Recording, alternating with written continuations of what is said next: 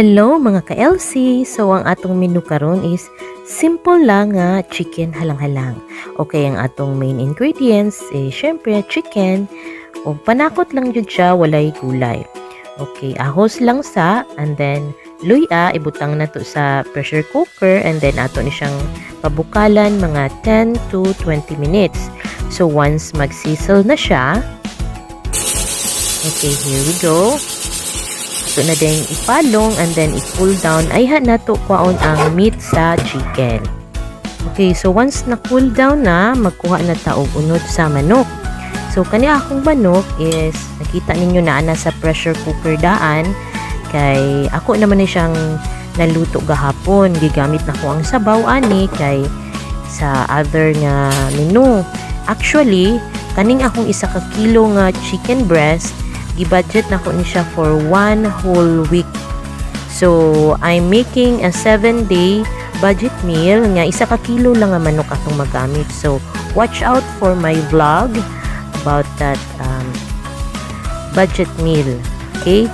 So, once makakuha lang tag unod sa chicken, ato na din ni siyang i-shred para ready na siya natulutuon for chicken halang-halang.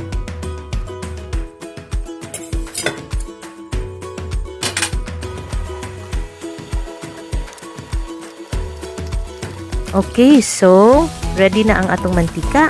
So ilunod na nato ang sibuyas ug ahos.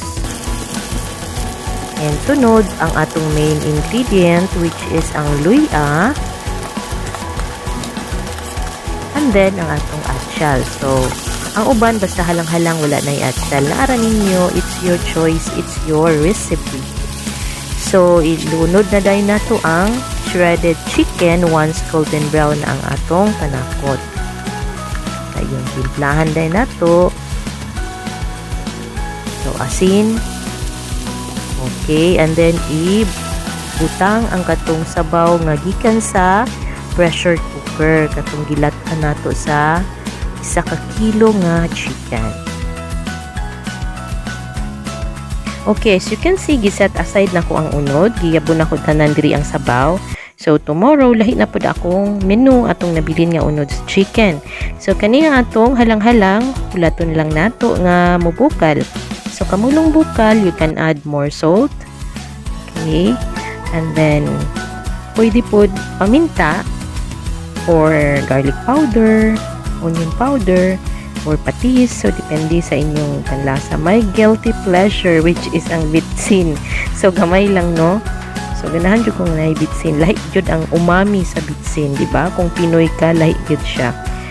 So, hulaton lang nato siya ning bukal. Ilahi lang day nato ang timplang halang, medyo halang lang.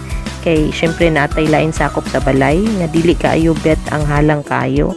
So, pagbukalan ni, maglahi kog timpla nga super halang jud kaayo.